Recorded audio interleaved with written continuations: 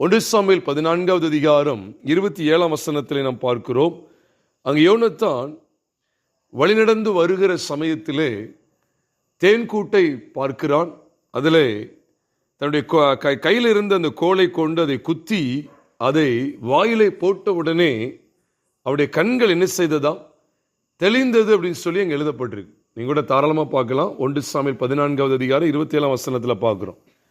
கண்கள் தெளிந்தது. தேனை பாருங்களேன், தேன் மூலமா ஆண்டவர் அங்கே ஒரு தெளிவை உண்டாக்கி இருந்தார். தேனை சாப்பிட்ட உடனே அங்கே ஒரு தெளிவு உண்டானது. இதைத்தான் நாம் வேதத்தில் நாம் பார்க்கும்போது, சங்கீதத்தின் புஸ்தகம் 119ஆம் சங்கீதத்தில் நாம் பார்க்கும்போதும் கூட அங்கேயும் கர்த்தருடைய வார்த்தைகள் தேனுக்கு அடையாளமாகவே சொல்லப்பட்டிருக்கிறது. நமக்கு தெரியும், சங்கீதம் 119ஆம் சங்கீதத்தில் எல்லாமே கிட்டத்தட்ட அவருடைய வார்த்தைகள், கற்பனைகள் என்று சொல்லி அவருடைய வார்த்தைகளை குறித்த விசேஷித்த சத்தியங்கள் எல்லாம் வெளிப்படுத்தப்பட்டிருக்கிறது. அதில் தான் சொல்லப்படுகிறது, அது தேனை போல, நம்முடைய வார்த்தைகள் தேனை போல என் வாய்க்கு மதுரமாய் இருந்தது என்று சொல்லி அவர் சொல்லுகிறத நம் வேதத்தில் பார்க்க முடியும். சங்கீதம் 119ஆம் சங்கீதம் 103வது வசனத்தில் இந்த சத்தியம் எழுதப்பட்டிருக்கிறது. சங்கீதம் 119வது சங்கீதம் 103வது வசனத்தில் சொல்லப்பட்டிருக்கிறது, உம்முடைய வார்த்தைகள் என் நாவுக்கு எவ்வளவு இனிமையானவைகள், என் வாய்க்கு அவைகள் எப்படி இருக்குது? தேனிலும் மதுரமாய் இருக்கும் அப்படின்னு சொல்லி சொல்லும்போது, உண்மையாவே கர்த்தருடைய வார்த்தை தேனுக்கு அடையாளமாக காண்பிக்கப்பட்டிருக்கிறது. தேனுக்கு ஒப்பிட்டு சொல்லப்படுகிறது. அதோடைய ருசியை போல அதை காட்டில் அதிக ருசியாக இருக்கிறது அப்படி சொல்லப்படுகிறது. அப்போ தேவ பிள்ளைகள் இந்த வார்த்தைகளை விசுவாசிக்கணும். அப்போ இதே போலதான் சங்கீதம் 19 கூட சொல்லும்போது கூட சொல்லுவார், அதாவது கர்த்தருடைய வார்த்தை தேனிலும் தெளித்தேனிலும் மதுரமாக இருக்கிறது சொல்லி அவர் கர்த்தருடைய கற்பனைகள், அவருடைய வார்த்தைகள் அவ்வளவு ருசியானது என்று வேதத்தில் எழுதப்பட்டிருக்கிறது. ஆகவேதான் நம் வேதத்தில் யோவான் எழுதின சுவிசேஷம் 6வது அதிகாரத்தில் பார்க்கும்போது, வானத்திலிருந்து வந்த ஜீவப்பம் நானே என்று சொல்லி இயேசுவானவர் தம்மை அடையாளப்படுத்துகிறார். அன்றைக்கு உலக பிரகாரமான அப்பத்திற்காக ஒரு கூட்ட ஜனங்கள் ஏங்கிக் கொண்டிருந்த சமயத்திலே இயேசுவானவர் மோசே மூலமாய் வானத்திலிருந்து வந்த அந்த மன்னாவை காண்பித்து கொடுக்கிற விசேஷத்தை அங்கே நாம் யோவான் எழுதின சுவிசேஷம் 6வது அதிகாரம் 31வது வசனத்திலிருந்து நாம் பார்க்க முடியும். அங்கே நம்முடைய பிதாக்கள் வனாந்தரத்தில் மன்னாவை புசித்தார்களே அப்படிங்கிற காரியத்தை பார்க்கும்போது, அப்போ வானத்திலிருந்து மன்னா கொடுக்கப்பட்டது. இப்ப புதிய ஏற்பாட்டில் என்ன சொல்லப்படுகிறது? அந்த வானத்திலிருந்து வந்த மன்னா ஜீவப்பம் யாருதான்? இயேசு கிறிஸ்து தான். அப்ப இந்த இயேசு கிறிஸ்து தான் ஜீவப்பம் என்று சொன்னது மாத்திரமல்ல, நான் எதுக்காக இந்த பகுதி உங்களோடு பகிர்ந்து கொள்றேன்னு சொன்னா, வானத்திலிருந்து வெளிப்பட்ட மன்னா எப்படிப்பட்ட ருசியா இருந்ததா? தேனிட்ட பணியாரம் போல, தேனிட்ட பணியாரம் போல அது ருசியா இருந்தது என்று சொல்லி அங்கே யாத்திராமத்தின் புஸ்தகம் 16வது அதிகாரத்துக்கு வரும்போது அந்த சத்தியங்களை நாம் படிக்க முடியும். அதாவது யாத்திராகமம் 16வது அதிகாரம் 16வது அதிகாரத்தில் ஒரு வசனத்தை வாசிக்க கேட்கலாம். 31வது வசனத்தை வாசிக்க கேட்கலாம். யாத்திராகமம் 16:31 வாசிக்க கேட்கலாம். இஸ்ரவேல் வம்சத்தார் அதற்கு மன்னா என்று பெயரிட்டார்கள். அது கொத்துமல்லி அளவாயும் வெண்மை நிறமாயும் இருந்தது. பாருங்க, அதன் ருசி தேனிட்ட பணிகாரத்திற்கு ஒப்பாய் இருந்தது அப்படின்னு சொல்லி அங்க சொல்லப்படுறது. அப்போ வானத்திலிருந்து வந்த அந்த மன்னா, அந்த அப்போ உண்மையிலே மன்னா எதுக்கு ஒப்பா இருக்குதா? தேனிட்ட ஒரு பலகாரம் எப்படி இருக்கும், ஒரு பணிகாரம் எப்படி இருக்குமோ அதே போல ருசியா இருந்தது என்று சொல்லும்போது, உண்மையாவே தேன் கர்த்தருடைய வார்த்தைக்கு அடையாளம். அதை மறந்துடக்கூடாது. கர்த்தருடைய சபையானது இதை விளங்கி கொள்ள வேண்டும். அப்ப இந்த தேனை தன் வாய்க்குள்ள போட்டவனே கண்கள் தெளிஞ்சிட்டு பாருங்க. ஏன் கண்கள் தெளிந்தது? இந்த கண்களை குறித்து நாம் படிக்கணும் அப்படின்னு சொன்னா, சங்கீதத்தின் புஸ்தகம் 13வது சங்கீதத்தில், சங்கீதம் 13வது சங்கீதத்தில் நாம் வாசிக்க கேட்கலாம். 4வது வசனத்தை ஒருத்தங்க வாசிக்க கேட்கலாம். சங்கீதம் 13:4 வசனம். அவனை மேற்கொண்ட என்று என் பகைஞர் சொல்லாதபடி 3வது வசனம். மன்னிக்கோ, 3வது வசனம். நீர் நோக்கி பார்த்து எனக்கு செவி கொடுத்தருளும். நீர் நோக்கி பார்த்து எனக்கு செவி கொடுத்தருளும். நான் மரண நித்திரை அடையாதபடிக்கு என் கண்களை தெளிவாக்கும். நான் மரண நித்திரை அடையாதபடிக்கு என் கண்கள் என்ன செய்யும்? தெளிவாகும். அங்க யோனத்தானை குறித்து வேதம் சொல்லுது, அவன் இந்த தேனை ருசித்த உடனேயே அவன் கண்கள் என்ன செஞ்சிட்டு தெளிந்தது அப்படின்னு சொல்லி போட்டிருக்கு. அப்ப இங்க என்ன சொல்ல வர்றாருன்னா, என் கண்களை தெளிவாக்கும் சொல்றார். அவ எதுக்காக கண்களை தெளிவாகும்?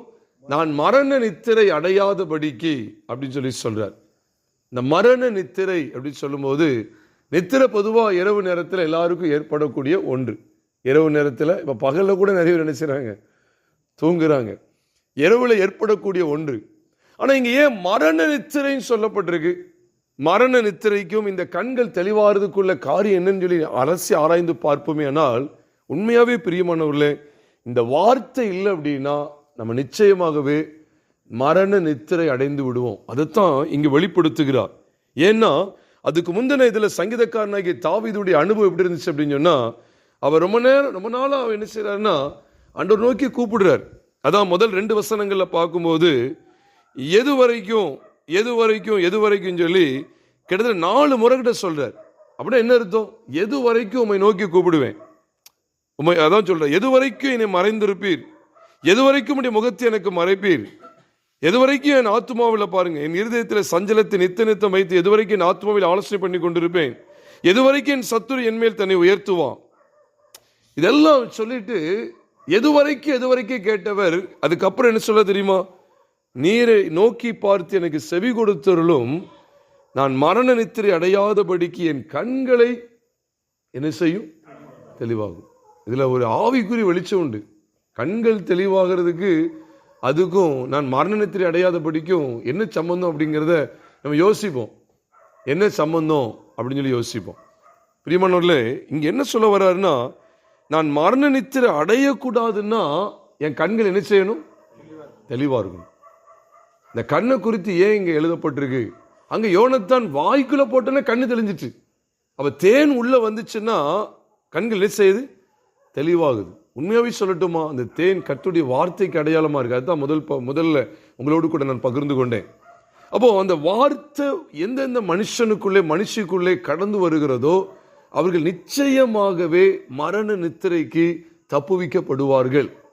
மரண நித்திரை இது எதை காண்பிக்க அப்படி சொன்னா, நீங்க ஒரு இடத்துல கூட நீதிமொழியில் சொல்லப்பட்டிருக்கு, விவேகத்தின் வழியை விட்டு தப்பி நடக்கிறவன் செத்தவர்களின் கூட்டத்தில் தாபரிப்பான் அப்படின்னு சொல்லப்பட்டிருக்கு. நினைக்கிறேன் நீதிமொழி 24:16 நினைக்கிறேன், அது கூட அப்படி சொல்லப்பட்டிருக்கு. நான் உங்களுக்காக காண்பிக்கிறேன். நீதிமொழிகளின் புஸ்தகத்தில் அங்கே நீதிமொழி 21:16, 24 இல்லை 21:16 இருக்கு. விவேகத்தின் வழியை விட்டு தப்பி நடக்கிற மனுஷன் செத்தவர்களின் கூட்டத்தில் என்ன செய்வானா? தாபரிப்பான் அப்படின்னு சொல்லி சொல்லப்பட்டிருக்கு. அந்த மரண நித்திரை. அப்ப அதை நான் அடையாதபடிக்கு என் கண்களை என்ன செய்யும்? தெளிவாக்கும் என்று கேட்கிறார். இந்த கண் அதான் இயேசுவானவர் சொன்னார், கண்ணானது சரீரத்தினுடைய விளக்காய் இருக்கிறது. உன் கண் கெட்டதாய் இருந்தால் கண் மட்டும் இருளடைன்னு சொல்லல ஆண்டவர். என்ன சொன்னாரு? சரீரம் முழுவதும் இருளா இருக்குன்னு சொல்லி லூக்கா எழுதின சுவிசேஷம் 11வது அதிகாரத்தில் சொல்றார் பாருங்க. லூக்கா எழுதின சுவிசேஷம் 11வது அதிகாரம், அதுல கிட்டத்தட்ட 35 பார்ப்போமே. அதுல 35வது வசனத்திலிருந்து நாம் பார்க்கும்போது 34 பாருங்க. கண்ணானது சரீரத்தின் விளக்காய் இருக்கிறது, உன் கண் தெளிவாய் இருந்தால், தெளிவை பத்தம் பேசுறார். உன் கண் என்னதா இருந்தா? தெளிவாய் இருந்தால் உன் சரீரம் முழுவதும் வெளிச்சமாய் இருக்கும். உன் கண் கெட்டதாய் இருந்தால் உன் சரீரம் முழுவதும் இருளாய் இருக்கும். ஆகையால் உன்னில் உள்ள வெளிச்சம் இருளாகாதபடிக்கு என்ன செய்? எச்சரிக்கையாயிரு அப்படின்னு சொல்லி சொல்றார். உன் சரீரம் ஒரு புறத்திலும் இருளடைந்திராமல் முழுவதும் வெளிச்சமாய் இருந்தால், ஒரு விளக்கு தன் பிரகாசத்தினாலே உனக்கு வெளிச்சம் கொடுக்கிறது போல உன் சரீரம் முழுவதும் என்ன செய்யும்? வெளிச்சமாயிரும். எதுக்கு அதை பற்றி பேசுறார் அப்படின்னு சொன்னா, 33ஆம் வசனத்தை நீங்க பாருங்க. ஒருவனும் விளக்கை கொளுத்தி மறைவிடத்திலாவது மரக்காலின் கீழையாவது வைக்காமல் உள்ளே வருகிறவர்கள் வெளிச்சம் காணும்படி அதை விளக்கு தண்டின் மேல் வைப்பான். அப்படின்னு என்ன அர்த்தம்? அது யாவருக்கும் வெளிச்சம் கொடுக்கும். அதைத்தான் 36லையும் சொல்றார். ஒரு விளக்கு தன் பிரகாசத்தினாலே உனக்கு வெளிச்சம் கொடுக்கிறது போல உன் சரீரம் முழுவதும் வெளிச்சமா இருக்கும். எப்பொழுது? உன் கண், அதாவது சொல்றார், உன் சரீரம் ஒரு புறத்திலும் இருளடைந்திராமல் முழுவதும் வெளிச்சமாக இருந்தால் அப்படின்னு சொல்லும் போது எதுக்காக சொல்றாருன்னா, அது ஏன் எப்பொழுது முழுவதும் வெளிச்சமா இருக்கும் தெரியுமா? கண் தெளிவாக இருந்தால் முழுவதும் வெளிச்சமாக இருக்கும்.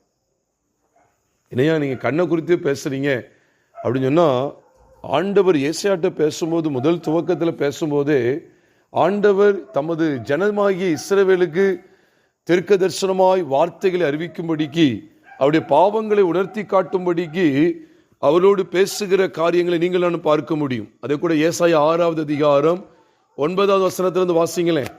ஏசாயா 6வது அதிகாரம் 9வது வசனத்திலிருந்து வாசிக்க கேட்கலாம்.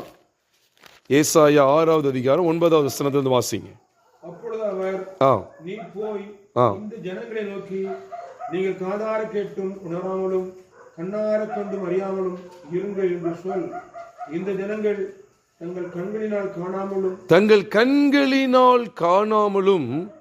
காதுகளினால் கேளாமலும் இதயத்தினால் உணர்ந்து குணப்படாமலும், பார்த்தீங்களா, தங்கள் இருதயத்தினால் உணர்ந்து குணப்படாமலும் நான் அவர்களை ஆரோக்கியமாக்காமல் இருக்க நீ அவர்கள் இருதயத்தை கொளுத்ததாக்கி. நல்லா பாருங்க. அப்போ இது எதுக்காக சொல்றாருன்னு கேட்டா, அவ கண்கள் அவங்க இருளடைஞ்சிருக்கு. வார்த்தை உள்ள வரும்போது அந்த கண்கள் தெளிவடையும். நான் எல்லாம் வசன ஆதாரத்தோட தான் பேசிட்டே இருக்கேன். நம்முடைய கண் அப்படின்னு சொல்றது இது சாதாரணது கிடையாது. இது எதை குறிக்க தெரியுமா? கர்த்தருடைய வார்த்தை அப்படி நமக்குள்ள கொண்டு வரணும். இப்போ ஏசாயாவுக்கு சொன்னதை ஆண்டவர் எந்த இடத்துல சொல்லிக் கொடுக்காரு தெரியுமா? நீங்க மத்திய எழுதின சுவிசேஷம் 13வது அதிகாரத்துக்கு வாங்க. 13வது அதிகாரத்தில் 13வது வசனத்திலிருந்து நான் உங்களோடு பேசுறேன் பாருங்க. உங்களோடு கூட பகிர்ந்து கொள்ள இருக்கிறேன். மத்திய எழுதின சுவிசேஷம் 13வது அதிகாரம் 13வது வசனத்திலிருந்து பாருங்க. அவர்கள் கண்டும் காணாதவர்களாயும் கேட்டும் கேளாதலாயும் உணர்ந்து கொள்ளாதலாயும் இருக்கிறபடியினால் நான் ஓமைகளாக அவர்களோட பேசுகிறேன்.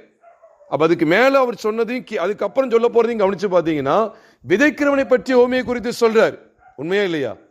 விதைக்கிறவனுடைய ஓமையை பத்தி பேசுறாரு. அப்ப விதை சரியா உள்ள போனாதான், பறவைகள் தூத்திட்டு போட்டாலும் அங்க என்ன இல்லை, கண்ணு இருளடைஞ்சிரும். அதுக்கு தான் இதை சொல்ல வர்றாரு.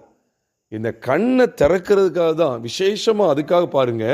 அதை தொடர்ந்து என்ன சொல்றாரு பார்த்தீங்களா? 13வது அதிகாரத்தில் 14ஆம் வசனத்திலிருந்து பாருங்க. ஏசாயாவின் தீர்க்க தரிசனம் அவர்களிடத்தில் நிறைவேறுகிறது. கண்ணு காணாம இருக்காங்க சொல்லிட்டு சொல்றாரு.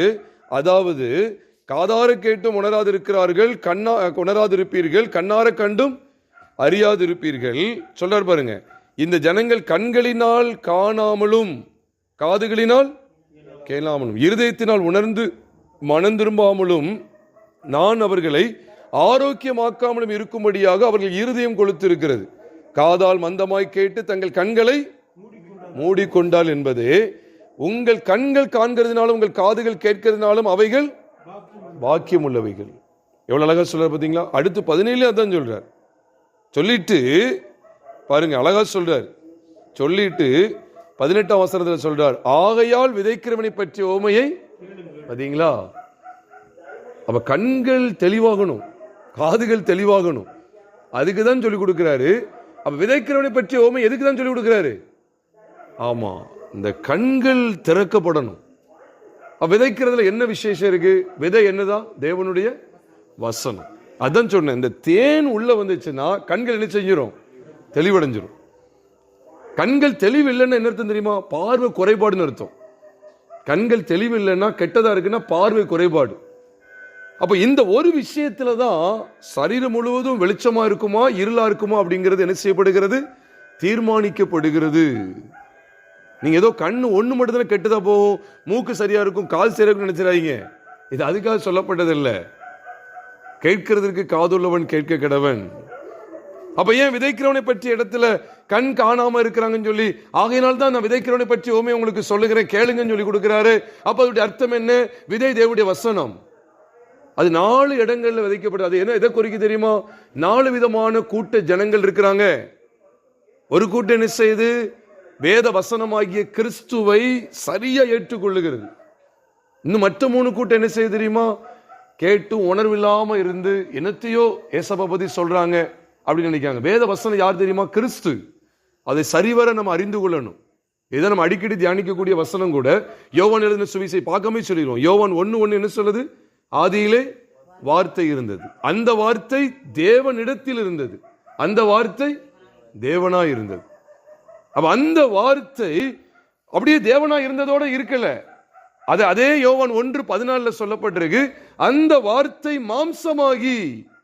மாம்சமானதோட விட்டுட்டாரா? இல்ல, மாம்சமாகி கிருபையினாலும் சத்தியத்தினாலும் நிறைந்தவராய் நமக்குள்ளே என்ன செய்தாரா? வாசம் பண்ணினார். அப்போ வேத வசனமாகிய அந்த தேவ வார்த்தையாகிய கிறிஸ்துவானவர் நமக்குள்ளே என்ன செய்கிறார்? மாம்சமாகி நமக்குள்ளே வாசம் பண்ணுகிறார். மாம்சமாகி நமக்குள்ளே வாசம் பண்ணுகிறார். அதுதான் ஆண்டவர் இங்க எவ்வளவு அழகா பேசுறார் பாருங்க. இது உண்மையிலே நீங்க நினைக்கலாம், அவர் மாம்சமாகி வாசம் பண்றது தான் பேசுறாரா மத்தேயு 13 கேட்டா அது 100% உண்மை.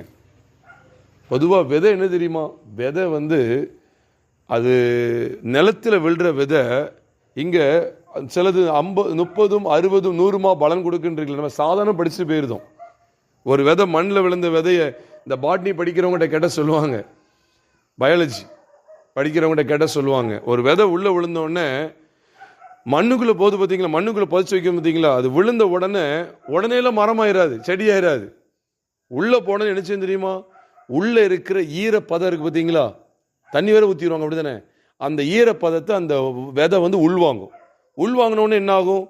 இப்போ தண்ணி குடிச்ச உடனே வயிறு நினைச்சு லேசா புடைச்ச மாதிரி ஆயிரும். அதே போல அந்த விதை லேசா புடைச்ச மாதிரி ஆயிரும். அது மட்டும் இல்லை, அதுக்கு ஒரு வெப்பம் கிடைக்கும். சூரிய வெப்பம் மேல இருந்து டைரக்டா கிடைக்காது. ஆனா இதில் உள்ள வெப்பத்தை உள்ள இருந்து பெற்றுக்கொள்ளும். நீங்க மண்ணுக்கு கீழே கை வச்சு பாருங்க, குளிர்ச்சியும் இருக்கும், சூடு இருக்கா இல்லையா? இருக்கு. அந்த வெப்பத்தை அது வாங்கும். அது வெப்பம் வாங்க வாங்க வாங்க அது என்ன செய்யுமா? உள்ள இருந்து சாகும். அதனுடைய விதையினுடைய தொலி இருக்கு பார்த்தீங்களா, அந்த விதையினுடைய தொலி என்ன செய்யப்படும்னா அப்படியே ஒரு மாதிரி வெடிப்புலாக ஆரம்பிக்கும். ஒரு மாதிரி சுருங்கி வெடிப்புல ஆரம்பிக்கும். அது வெடிச்சு ஒவ்வொரு ப்ராசஸை பாருங்க. அது நீர்ச்சத்தை எடுக்கு, வெப்பத்தை எடுக்கு, அதை தொடர்ந்து என்ன செய்யுது பார்த்தீங்களா? வெடிப்பு உழுது. வெடிப்பு உளுந்த உடனே தான் அந்த வெடிப்புக்குள்ள இருந்து அந்த முளை இருக்கு பார்த்தீங்களா, அது அப்படியே லேசா வெளியே அப்படி வர ஆரம்பிக்கும். அப்படியே மண்ணை புடைச்சிக்கிட்டு அப்படி வர ஆரம்பிச்சிடும். இவ்விதமாக தான் பலனே கொடுக்கு. இதைத்தான் இயேசு கிறிஸ்து சொன்னார், கோதுமை மணியானது மெய்யாகவே மெய்யாகவே நான் உங்களுக்கு சொல்லுகிறேன். யோவான் எழுதின சுவிசேஷம் 12வது அதிகாரம் 24ஆம் வசனத்தில் சொல்றாரு, மெய்யாகவே மெய்யாகவே நான் உங்களுக்கு சொல்லுகிறேன், கோதுமை மணியானது நிலத்தில் விழுந்து சாகாவிட்டால் தனித்திருக்கும், செத்ததே ஆகில் மிகுந்த பலனை கொடுக்கும் சொல்லி சொன்னார். அப்ப ஏதோ சாதாரணமா பலனாகிறத பத்தி பேசல. அப்ப உண்மையாவே ஆண்டவர் கண் திறக்கப்பட்ட கூட்டம், கண் தெளிவான கூட்டம் சொல்லி யாரைத்தான் குறிப்பிடுவார் தெரியுமா? வழியருகே விதைக்கப்பட்டவர்களை சொல்வாரா? அவங்க கண் இருந்தும் காணாதவங்க தான். முள்ளுள்ள இடங்களில் விதைக்கப்பட்டவங்களை சொல்வாரா? கற்பாறையில் விதைக்கப்பட்டவங்களை சொல்வாரா? ஏன்னா அது சரியா சாகிறதுக்கு இடமே இல்லை. சரியா செத்து சரியா பலன் கொடுக்கறதுக்கு வாய்ப்பு இல்லாம இருக்கு. ஆனா நல்ல நிலத்தில் விதைக்கப்பட்டு சொல்லும்போது உண்மையிலே பிரியமானவர்களே, இது ஆண்டவர் ஒரு 4 கேட்டகரியான மக்களை பத்தி பேசுறார். ஆனா எந்த சத்தியத்தினுடைய நிறைவேறுதல் இங்க அழகா என்ன சொல்லுகிறாரு? ஏசாயாவின் தீர்க்க தரிசனம் அவர்களிடத்தில் நிறைவேறுகிறது. அது நிறைவேறணும். கண்ணிருந்து காணாம இருக்காங்க. ஆகையால் தான் சொல்றேன் விதைக்கிறவனை பற்றி, ஆகையால் விதைக்கிறவனை பற்றி ஓமையை கேளுங்கள். ஏன் இந்த விதையை பத்தி பேசுறார்? வசனம் உள்ள நிலைத்திருந்தா. அதனாலதான் அங்க யோனத்தான் அந்த தேன் கூட்டுல, காட்டுல இருக்க தேன் கூட்டுல உள்ள அந்த இது அவன் கோலை வச்சு அதை குத்தி கொஞ்சத்தை வச்சு வாயில போட்ட உடனே கண்கள் என்ன செஞ்சுட்டு, நீங்க தேவ பிள்ளைகள் இதை விளங்கி கொள்ளணும். கண்கள் தெளிவடையணும் அப்படின்னா உண்மையிலே நமக்குள்ள என்ன ப்ராசஸ் இருக்குன்னு தெரியுமா? அந்த விதை இருக்கு பார்த்தீங்களா, அது உள்ள எப்படி செத்து அப்படியே பலன் கொடுக்குதோ அதே போல கிறிஸ்தவ வாழ்க்கை என்பது நீங்க சாதாரணமா நினைக்க கூடாது. யோவான் சுவிசேஷம் 12:24 ஏதோ இயேசு கிறிஸ்து நம்முடைய பாவங்களுக்காக மரணத்தை சந்திக்க போகிறத அதை மட்டும் சொன்னார்னு நினைச்சிடாதீங்க. அது மெயினா சொல்றாரு. அதே போல இன்னொரு காரியத்தை என்ன சொல்றாரு தெரியுமா? தன் ஜீவனை ரட்சிக்க விரும்புகிறவன் அதை என்ன செய்வான்? இழந்து போவான். என்ன மெத்தமா ஜீவனை இழந்து போகிறவன் அதை திரும்ப என்ன செய்வானா? பெற்றுக்கொள்வான்னு சொல்லி பெறுவான்னு சொல்லி சொல்றாரு. அப்ப இயேசு கிறிஸ்து இதோ மனுஷகுமாரன் மகிமைப்படும்படியான வேலை வந்தது, அவர் மரிக்க போகிறார் அப்படிங்கிறதுக்கு அடையாளமா கோதுமை மணி கீழே விழுகிறது மட்டும் இல்லை, நாமும் பாவத்துக்கு சாகணுமா கூடாதா? சத்தமா சொல்லுங்க. பாவத்துக்கு செத்து எதுக்கு பிழைக்கணும்? நீதிக்கு பிழைத்திருக்கிறவர்களா எண்ணப்படும்படிக்கு தான் ஆண்டவர் அங்கே யோவான் 12வது அதிகாரம் 24, 25, 26 3 வசனங்களை பார்த்தீங்கன்னா, குமாரனுடைய மரணத்தில் நாமும் நம்முடைய பாவங்களுக்கு மரிக்கிறோம் என்கிற விசேஷித்த வெளிப்பாட்டை அவர் தருகிறார். கர்த்தருடைய பரிசுத்த நாமம் மகிமைப்படுவதாக. இதைத்தான் 1 பேதுரு 2வது அதிகாரம் 24ஆம் வசனத்தில் சொல்லும்போது 1 பேதுரு 2:24 சொல்லுகிறார், நாம் பாவங்களுக்கு செத்து நீதிக்கு பிழைத்திருக்கும்படிக்கு அவர் தாமே தமது சரீரத்திலே நம்முடைய பாவங்களை சிலுவையின் மேல் சுமந்தார். இவ்வளவு அழகா இருக்கு பாத்தீங்களா? அப்போ இதுல சம்பந்தம் இல்லை நினைச்சிடக்கூடாது பிரியமானவர்களே. நம்ம ஏதோ ஸ்கிப் பண்ணிட்டு போயிடக்கூடாது. ஏதோ யோனத்தான் கூட்டில் இருந்த அந்த தேனை வாயில போட்டா கண்கள் தெளிவாயிட்டு சொல்லி எழுத்தின்படி பார்த்துட்டு போயிடக்கூடாது. அப்போ நம்மளும் வீட்டில் ஒரு தேன் பாட்டில் வாங்கி வச்சு நல்ல ஒரு சுத்தமான மலை தேன், காட்டு தேன் சொல்லி சுத்தமான தேனை வச்சு வாயில போட்டதை பத்தியா பேசுறாரு? சொல்லுங்க, அதை பத்தி இல்லை. அப்ப யோசிச்சு பாருங்க. அப்ப இந்த தேன் எதற்கு அடையாளமா இருக்கு? ஏதோ வசனங்களை பார்க்கும்போது அது கர்த்தருடைய வார்த்தை, தேவனுடைய வார்த்தைக்கு அடையாளம். அப்ப இந்த தேவனுடைய வார்த்தையானவர் யார்? கிறிஸ்து. அப்ப கண்கள் தெளிவடைகிறதுக்கு ஆண்டவர் விதைக்கிறோமே பத்தி பேசுறாரு. இந்த குழப்பமே வரக்கூடாது. கண்கள் தெளிவடைகிறது குறித்த காரியங்கள்ல இந்த விதைக்கிறவனை பத்தி பேசுறாரு. ஏன்னா அவருக்கு தெரியுது. ஏன்னா ஏசாயா நாட்கள் இருந்தது போலதான் இன்பமும் இருக்காங்க. அது அவங்கள மாதிரிதான் இவங்க இருக்காங்க. அதனாலதான் நான் இதை பேசுறேன்னு சொல்றாரு. அவ என்ன ஓமைகளா பேசுற? கண்ணு தெரியல. ஆகையால் நீங்க விதைக்கிற ஓமையை பத்தி கேளுங்க. அப்போ அந்த விதை என்ன செய்யுதுன்னா உள்ள போய் தங்குது, நிலத்துக்குள்ள போய் தங்குது. அது தங்கி அது செத்து என்ன செய்யணும்? பலனை வெளியே கொண்டு வருது. கிறிஸ்தவ வாழ்க்கை இதுதான். நாமும் எப்படிப்பட்ட சூழல்ல தான், எப்படிப்பட்ட விசுவாச வாழ்வில தான் நாம் கர்த்தருக்கென்று பலன் கொடுக்கிறவர்களாய் தேவனுக்கென்று பிரகாசிக்க முடியும் என்று சொன்னால், நம்முடைய வாழ்க்கையிலையும் தேவனுடைய வார்த்தை என்ன செய்யணும் தெரியுமா? நம்மளை பாவத்துக்கு சாக பண்ணி அதுதான் செய்கிறார்.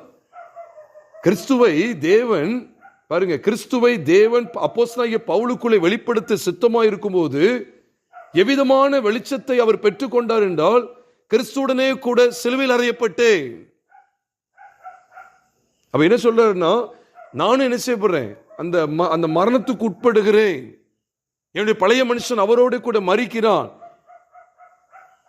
சொல்லிட்டு சொல்றாரு, இனி நான் அல்ல, கிறிஸ்துவே எனக்குள் பிழைத்திருக்கிறார்.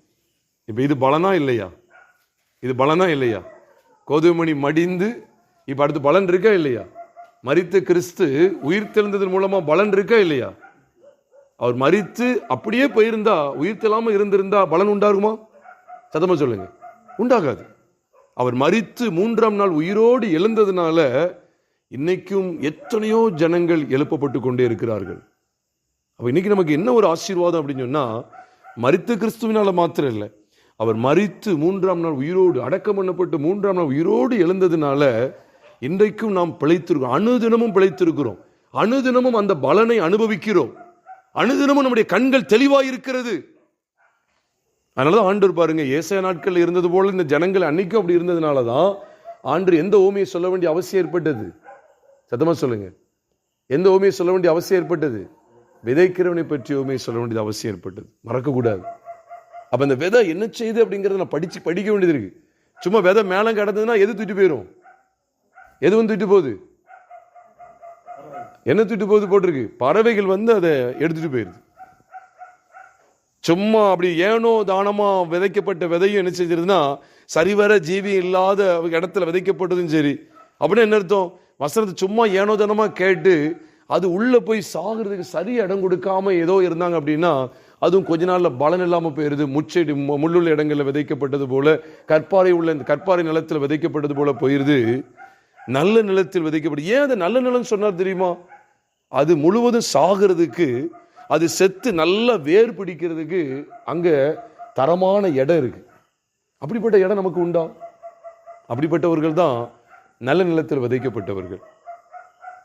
அப்ப யோசிச்சு பாருங்க, நம்ம நல்ல நிலத்தில் விதைக்கப்பட்ட தேவ பிள்ளைகளாய் காணப்படுகிறோமா? அப்பதான் கண்கள் தெளிவடையும் அப்படிங்கிறத தேவனுக்கு வெளிப்படுத்துறார். எதுக்காக பேச வேண்டியது இருந்தது? எதுக்காக பேச வேண்டியது இருந்தது? அவர்கள் கண்டும் காணாதவர்களையும் கேட்டும் கேளாதவர்களையும் உணர்ந்து கொள்ளாதவர்களையும் இருக்கிறபடியினால் நான் நோமிகளாக இதை பேச வேண்டியது இருக்கு அப்படின்னு சொல்றாரு. அதுக்கடுத்து ஏசாயா காரியங்களை பேசுறாரு. இவங்க எல்லாரும் காணும்னு நினைச்சாங்க, நான் கேட்கல. ஆனா நீங்க பாக்கியவான்கள் சொல்லிட்டு, ஆகையால் விதைக்கிறவனை பற்றிய ஓமையை கேளுங்க. வேற எதுக்காக இல்லை, கண்கள் தெளிவடைஞ்சிருக்கணும். கண்கள் இருக்கு, ஆனா காணாம போயிடக்கூடாது. யோவான் எழுதின சுவிசேஷத்துல ஆண்டு என்ன சொன்னார் பாருங்க. யோவான் எழுதின சுவிசேஷம் 9வது அதிகாரத்துல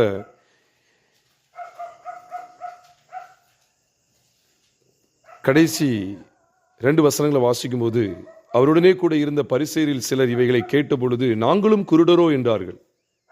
இயேசு அவர்களை நோக்கி, நீங்கள் குருடராய் இருந்தால் உங்களுக்கு பாவம் இராது, நீங்கள் காண்கிறோம் என்று சொல்லுகிறபடினால் உங்கள் பாவம் நிலை நிற்கிறது என்றார்.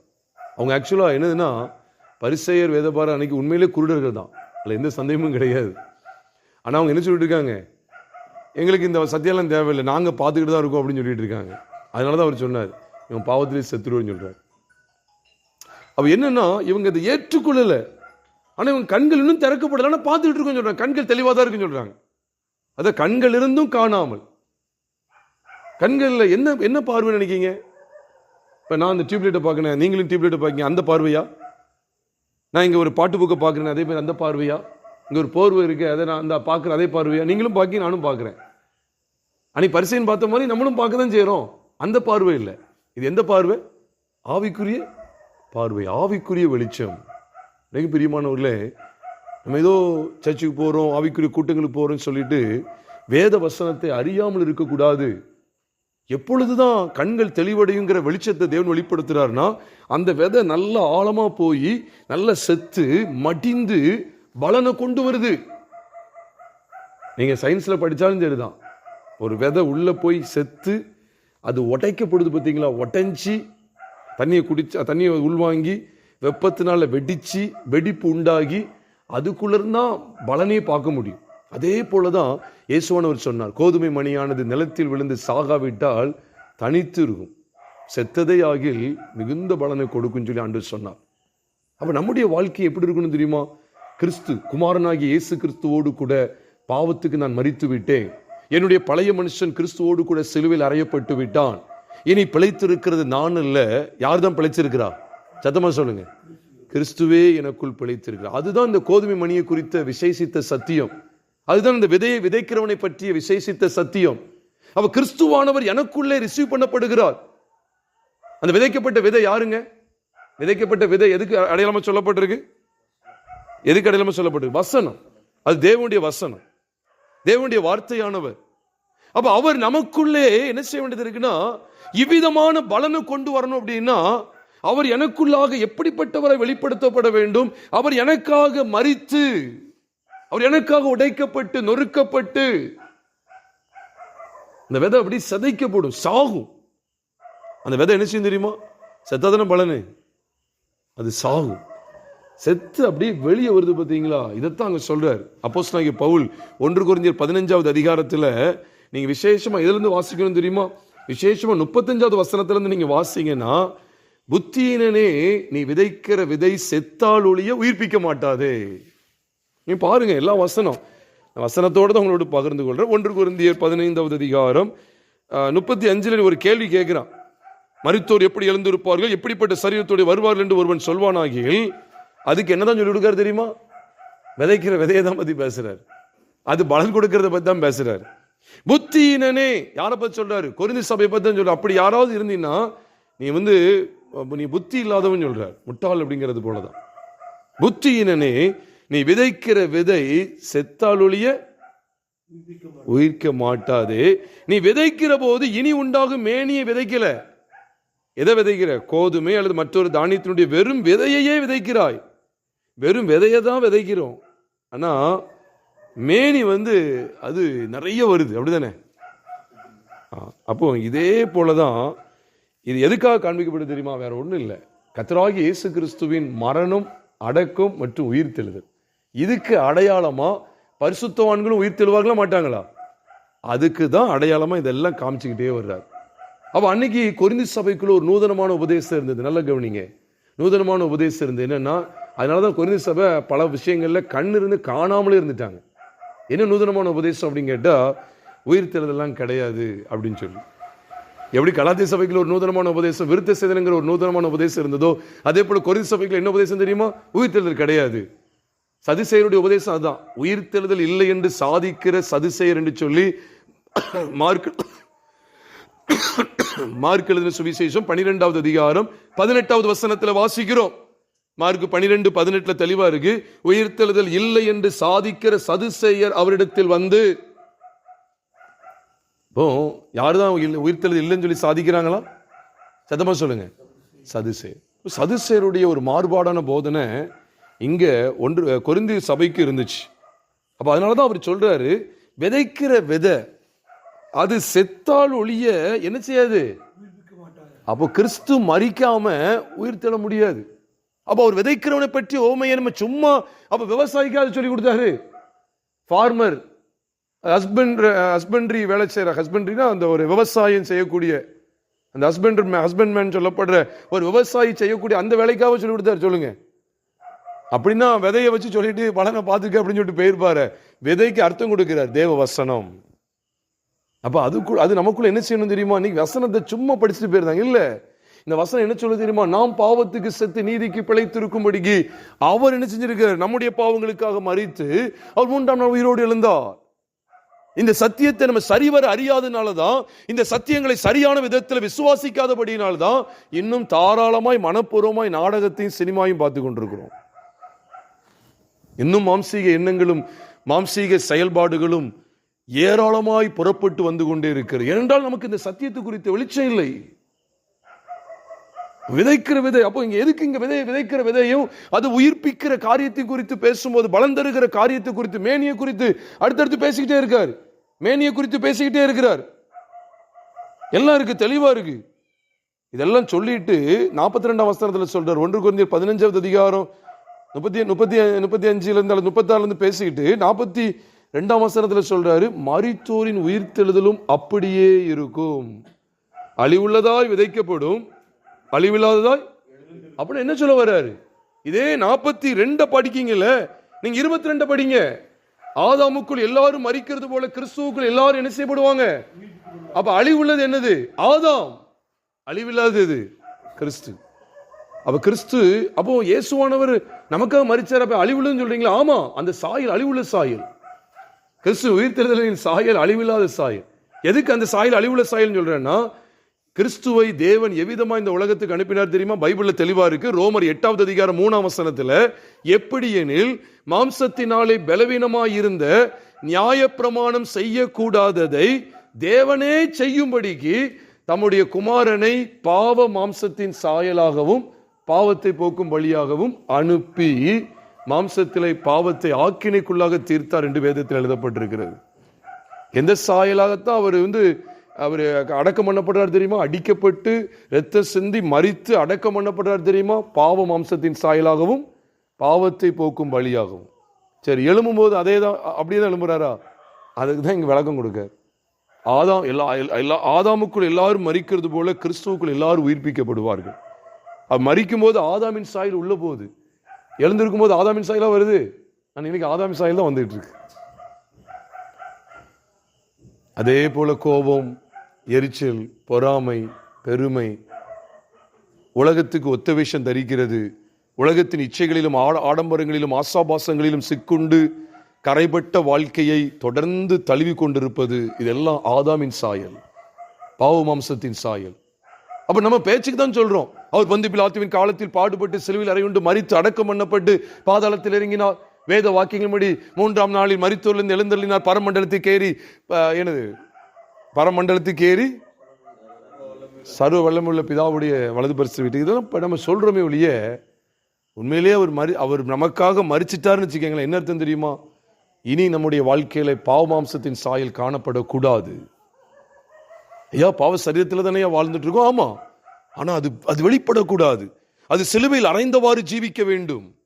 அதைத்தான் நீங்க வெளிப்படுத்துகிறார் பிரியமானவர்களே. சாதாரணமா எண்ணி விடாதிருங்கள். அன்னைக்கு இஸ்ரேல் ஜனங்களுக்கு அதான் காமிக்கிறார். அந்த வானத்திலிருந்து வெளிப்பட்ட அந்த மண்ணா எப்படி இருந்துச்சு தெரியுமா? அதுக்கு இஸ்ரேல் ஜனங்கள் மண்ணான்னு சொல்லி பேர் வைக்கிறாங்க. அதோடைய ருசியை நம்ம பார்க்கிறோம். தேனீட்ட பணிகாரம் போல ருசியா இருந்தது. தேனீட்ட பணிகாரம் போல. அந்த தேநீட்ட பணியாரம் போல, தேநீட்ட ருசியான பணிகாரம் போல பணிகாரத்துக்கு ஒப்பா இருந்தது அப்படின்னு சொல்லி சொல்லப்பட்டிருக்கு. அது தேநீட்டது. இதைத்தான் இயேசுவானவர் சொல்றாரு. ஆமா, வானத்திலிருந்து வந்த அப்பம் நானே, ஜீவப்பம் நானே என்று சொன்னார். அந்த தேன் கர்த்தராகிய இயேசு கிறிஸ்து, அந்த வார்த்தை கர்த்தராகிய இயேசு கிறிஸ்து. சங்கீதம் 119 103 வசனத்துல பார்த்தோமே, அவைகள் உம்முடைய வார்த்தைகள் எனக்கு தேனிலும் மதுரமாய் இருக்கிறது. அது மதுரமாய் இருக்கிறது. அது தேனை போல நமக்கு ருசியாய் இருக்கிறது. அது தேனிட்ட பணிகாரத்துக்கு ஒப்பாய் இருக்கிறது. அப்போ அது யோனத்தானுடைய வாய்க்குள்ள வந்தோன்னு பாருங்க, அவன் கண்கள் தெளிந்தது. புதிய ஏற்பாட்டிலே ஆண்டவர் கண்கள் தெளிவதற்காக இந்த ஓமையை குறித்து சொல்றார் அப்படின்னு சொன்னா, நீங்களும் நானும் தேனை குறித்த தெளிவை பெற்றிருக்கணும். அவர் வானத்திலிருந்து வெளிப்பட்ட மன்னாதான், தேனீட்ட பணிகாரத்துக்கு ஒப்பானவர் தான். ஆனா அவர் வந்து ஏதோ அற்புதம் செஞ்சதுனால இல்ல, அவர் நமக்காக மரித்ததினாலே நமக்கு பாவ மன்னிப்பாகிய மீட்பை தருகிறார். அவர் நமக்காக இரத்தத்தை சிந்தினதினாலே உங்களுக்கும் எனக்கும் பாவ மன்னிப்பாகிய மீட்பு உண்டாயிருக்கிறது. அந்த விதை செத்தால் ஒளி, அதான் கேட்கிறாரு, புத்தியினனே. அப்ப இந்த விவரம் தெரியல. புத்தியினனே, நீ விதைத்த விதை செத்தால் ஒளிய உயிர்ப்பிக்க மாட்டாதே அப்படின்னு சொல்லி சொல்றார். கிறிஸ்து மரிக்காவிட்டால் உயிரோடு எழுந்திருக்க முடியாது. அப்ப கிறிஸ்து மரித்தது எதற்காக? நம்முடைய பாவங்களுக்காக. இதைத்தான் அங்கு வெளிப்படுத்தி கொண்டே இருக்கிறார். கர்த்தருடைய பரிசுத்த நாமம் மகிமைப்படுவதாக. பிரியமானவர்களே, இதைத்தான் அங்க எழுதுகிறார். எங்க சொல்றார்? விளக்கு தண்டு அப்படிலாம் பேசுறார். இந்த விளக்கு தண்டு அப்படிங்கிறதுலாம் அது ஒரு பெரிய ஒரு டாபிக். ஆனால் நீங்க அறிந்து கொள்ளணும், இந்த விளக்கு தண்டு எல்லாம் நம்மைத்தான் குறிக்கிறது. ஏன்னா நம்மெல்லாம் கர்த்தருடைய சபைக்கு அடையாளம். அது அணைஞ்சிடக்கூடாது. அதான் உன்னில் உள்ள வெளிச்சம் சொல்லிட்டாரு. முதல்ல விளக்கில் உள்ள வெளிச்சம் தானே சொன்னாரு. அப்படிதான் சொல்றாரு. முதல்ல விளக்கில் உள்ள வெளிச்சம் தானே லூக்கா 11வது அதிகாரத்துல 33 சொல்றாரு. அப்புறம் ஏன் டக்குன்னு உன்னில் உள்ள வெளிச்சம் இல்லாத படிக்க எச்சரிக்கையாருன்னு சொல்றாரு?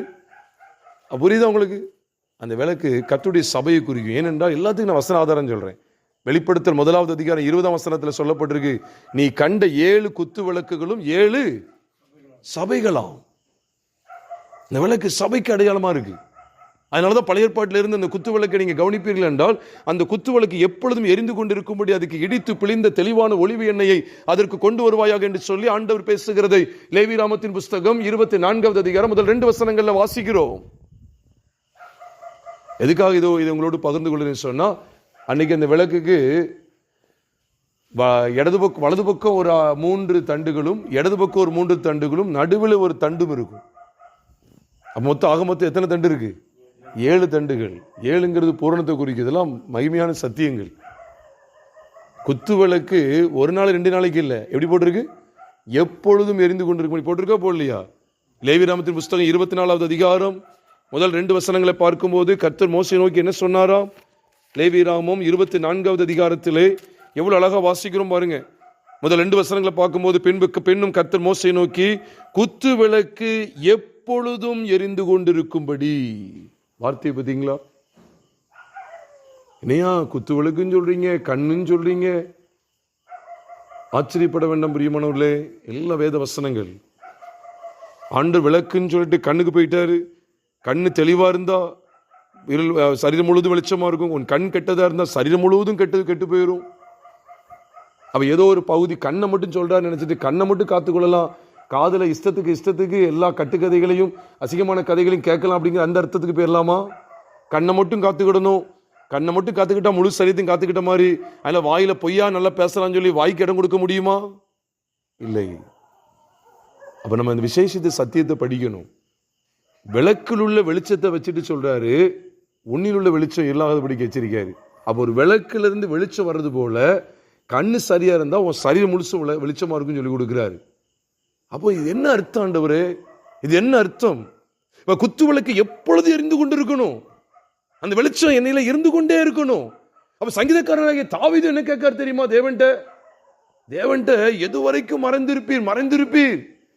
அப்போ ரொம்ப நாளா அவர் கேட்டு பார்க்கார். கர்த்தர் ஏதோ ஒரு காரியத்தை அவர் மறைச்சுக்கிட்டே இருக்கார் போல. ரொம்ப நாளா அவருக்கு பதில் கிடைக்கல. ஆனா அவர் என்ன தெரியுமா ஏங்கினார் தெரியுமா? என்னை நோக்கி பார்த்து எனக்கு செவி கொடுத்தவர்களும் நான் மரண நித்திரை அடையாதபடிக்கு என் கண்கள் என்ன செய்யும்? தெளிவாக. இதுதான் அவருடைய வெளிப்பாடு. அப்ப அன்னைக்கு ஆண்டவராக இயேசு கிறிஸ்து மத்திய எழுதின சுவிசேஷம் 13வது அதிகாரத்தில் விதைக்கிறவனை பற்றி உவமை ஏன் சொல்லணும்? ஏசாயா புஸ்தகத்தில் சொல்லப்பட்ட காட்சியை காமிச்சு கொடுத்துட்டு இந்த நல்ல நிலத்துக்குள்ள வர்றவனுடைய கண்கள் தெளிவாயிரும். அப்படின்னா என்ன அர்த்தம்? அந்த மத்திய 13வது அதிகாரத்தில் இதை பேசும்போது அங்கே இருந்ததான பரிசேயர் சதுசேயர் அந்த கூட்டம் எல்லாம் கண்கள் இருளடைந்து மரண நித்திரைக்கு பாத்திரவான்களா இருந்தார்கள். 100க்கு 100 உண்மையை சொல்லுகிறேன். அவர்கள் மரண நித்திரைக்கு பாத்திரவான்களா இருந்தார்கள். அதனாலதான் இயேசுவானவர் அவர்களை குறித்து விதமா சொல்லிட்டார். மன்னிக்கவும், யோவான் எழுதின சுவிசேஷம் 8வது அதிகாரம் 44வது வசனத்துல நீங்கள் உங்கள் பிதாவாகிய பிசாசினால் உண்டானவர்கள் சொல்லிட்டார். சொன்னாரா இல்லையா? அப்ப உங்கள் பிதா யாருன்னு சொல்லி கொடுத்தாரு? அவங்களுடைய பிதா யாரு? பிசாசு. நீங்கள் உங்கள் பிதாவாகிய பிசாசினால் உண்டானவர்கள். பாவம் செய்கிற எவனும் பிசாசினால் உண்டாயிருக்கிறான்னு சொல்லி வேதத்தில் வாசிக்கிறோமே. எங்க இருக்கு? ஒன்று யோவான் புஸ்தகம் 3வது அதிகாரம் 7ஆம் வசனம் 8ஆம் வசனம் 9ஆம் வசனத்தெல்லாம் வாசிக்கும் போது பாவம் செய்கிற எவனும் பிசாசினால் உண்டாயிருக்கிறான். தேவனால் பிறந்தவன் பாவம் செய்கிறது இல்லை. பாவம் செய்கிற எவனும் பிசாசினால் உண்டாயிருக்கிறான். ஏனெனில் அவன் ஆதி முதல் பாவம் செய்கிறான். பரிசேயருக்குள்ள பாவம் இருந்துகிட்டே இருக்கு. பாருங்க, பாவம் இருந்துகிட்டே இருக்கு. அது அந்த தேவ வசனமாகிய அந்த வசனம், அது வசனத்தோட வெளிப்பாடு காமிச்சு கொடுக்க, அது உள்ள போய் செத்து பலனை கொடுக்கு. விதை அந்த விதை தேவனுடைய வசனம் பார்க்கமே, அது சாகுறது வெளியே தெரியுமா? பாருங்க, வெளியில இல்லை, அது உள்ள சாகுது. அப்படிதானே? சாகுதா இல்லையா? உள்ள சாகுது. வெளியில பலன் வருதா வரலையா? வெளியில பலன் வருது. ஒரு விதை உள்ள போய் மண்ணுக்கு கீழே போய் சாகுது, வெளியில பலனை கொடுக்கலையா? கொடுக்க. அதே போலதான் கிறிஸ்தவ வாழ்க்கையில நாம் பாவத்துக்கு செத்து நீதிக்கு பிழைத்திருக்கும்படிக்கு அந்த கோதுமணியும் ஆண்டு வெளிப்படுத்தி காண்பிக்கிறார்.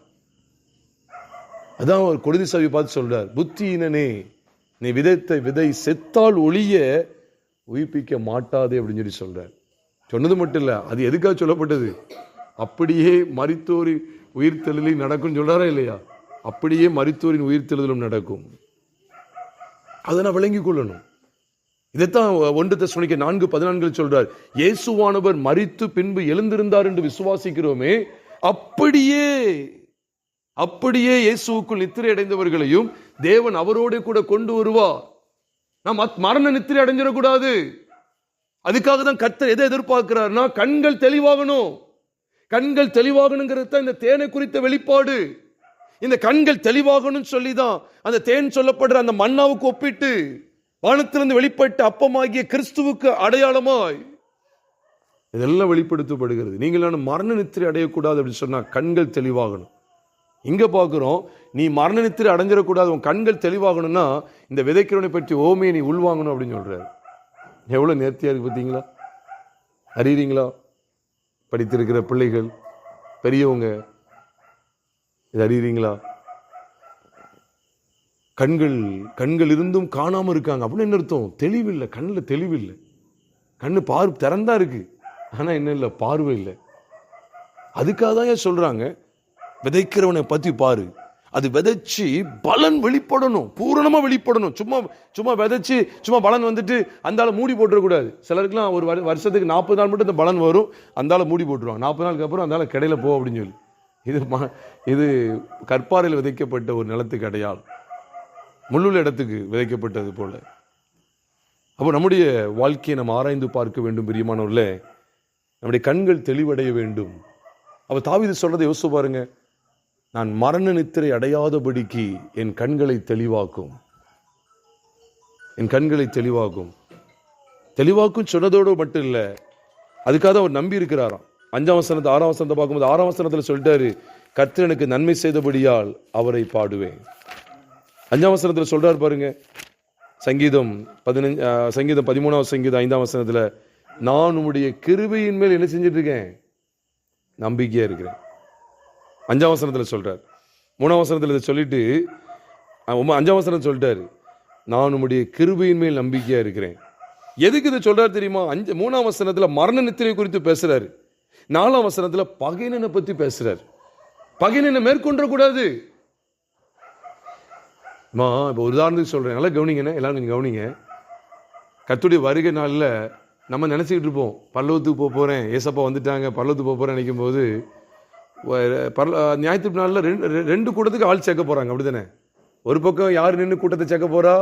கர்த்தர் நின்று அவருடைய ராஜ்யத்துக்கு ஒரு கூட்டத்தை சேர்க்க போறாரு. நமக்கு தெரியும் மத்திய எழுதின சுவிசேஷம் 25வது அதிகாரத்தை தெளிவா இருக்கு.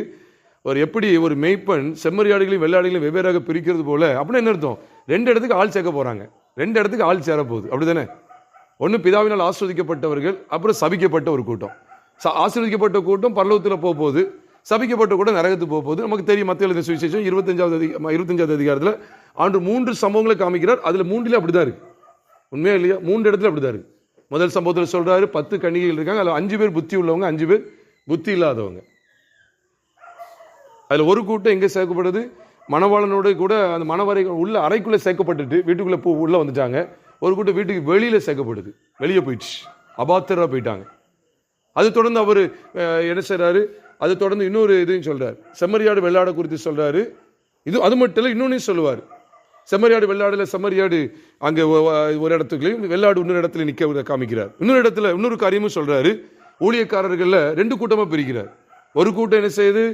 எஜமானுடைய சந்தோஷத்துக்குள்ள பிரவேசிக்கிறதுக்கு தேவனுடைய ராஜ்யத்துக்குள்ள போகுது. இன்னொரு கூட்டம், அதாவது அந்த ஒரு மனுஷன் பொல்லாத ஊழியக்காரன் எங்க போறான்? அழுகையும் பற்கடிப்புள்ள இடத்துக்கு போறானா இல்லையா? சொல்லுங்க. அப்ப 2 இடத்துல சேர்க்கப்படுகிற காரியங்களை குறித்து ஆண்டவர் பேசுகிறார் அப்படிங்கிறத நம்ம பார்க்கிறோம்.